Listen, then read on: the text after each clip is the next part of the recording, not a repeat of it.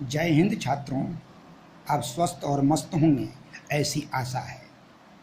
पद कविता के प्रथम भाग में आप सबों ने प्रसंग समझा है। आज कविता के प्रथम पद का सांगोपांग अध्ययन करेंगे। आप सभी जानते हैं कि गोपियाँ श्री कृष्ण से अनन्य प्रेम करती थीं, अपना तन मन धन उन्हीं को सौंप दी थी।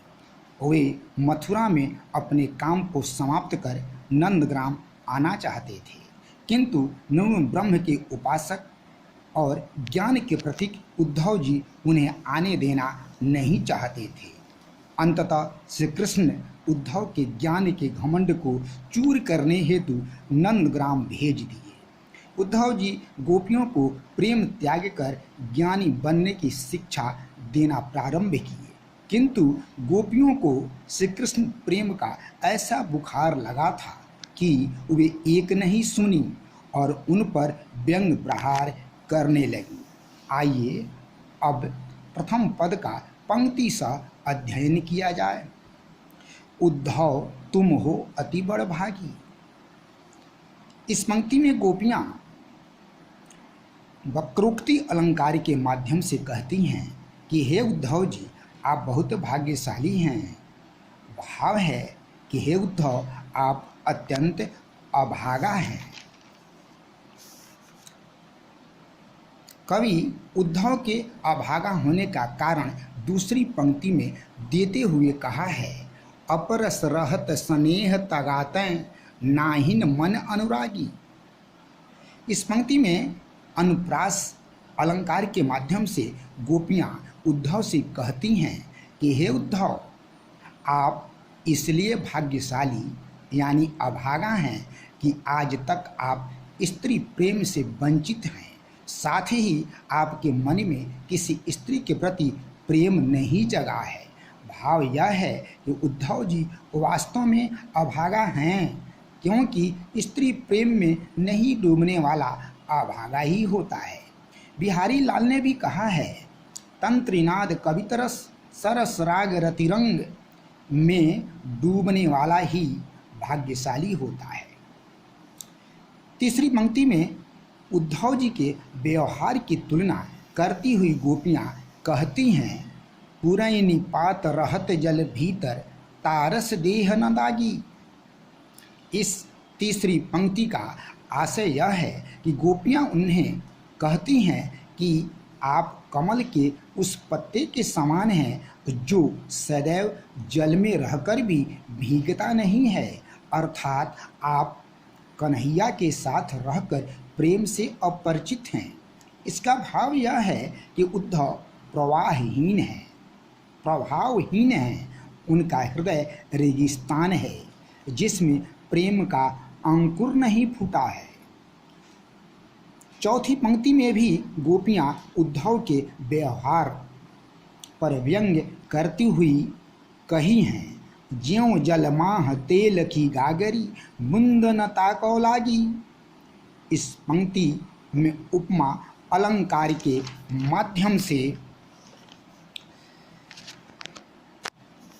गोपियाँ उद्धव से कहती हैं कि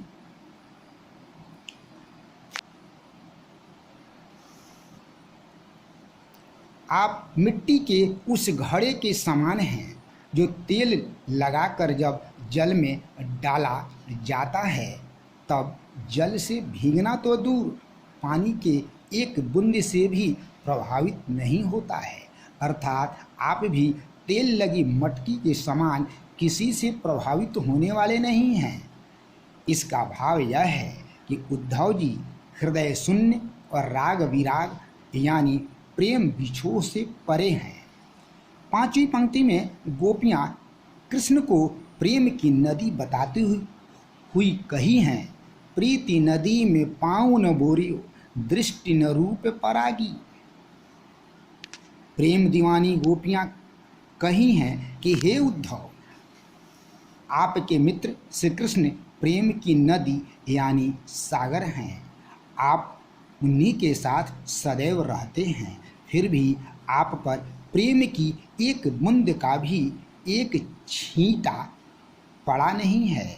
आज तक आपकी दृष्टि यानी नज़र किसी सुंदरी का सौंदर्य पान नहीं की है, अर्थात आप निर्मोही हैं।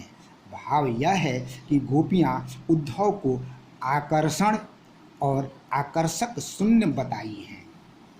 अंतिम पंक्ति में सूरदास जी ने गोपियों को श्री कृष्ण प्रेम में पगी कहते हुए गाया है। सूरदास अबला हम भोरी, गुर चाटी ज्यों पागी। इस पंक्ति में उपमा अलंकार का अत्यंत ही सुंदर प्रयोग हुआ है। इस पंक्ति में श्री कृष्ण प्रेम में पागल गोपियाँ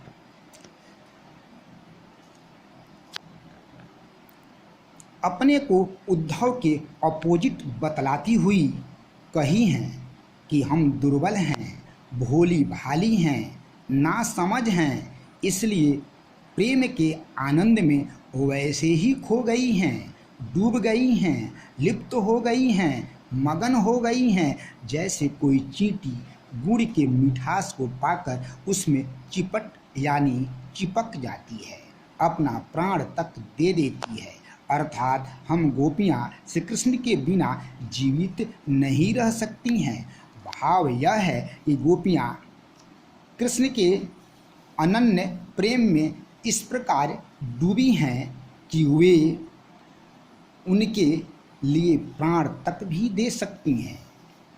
मित्रों, अब संपूर्ण पद का भाव यह है कि कवि श्री कृष्ण प्रेम भक्ति को जागृत किया है, ज्ञान को तुच्छ और निर्गुण उपासना को व्यर्थ साबित किया है, प्रेम में पगे व्यक्ति हेतु सब संभव बताया है। मेरे प्यारे मित्रों, अब मुझे विश्वास है कि आप अवश्य ही समझ गए होंगे, इसलिए गृह कार्य इस प्रकार है। प्रस्तुत पद का भावार्थ लिखना। वास्तव में स्त्री प्रेम में नहीं डूबने वाला अभागा होता है, अगर हाँ तो कैसे? उद्धव के व्यवहार की तुलना किन किन वस्तुओं से की गई है? जय हिंद, जय हिंदी, जय प्रेम ज्ञान।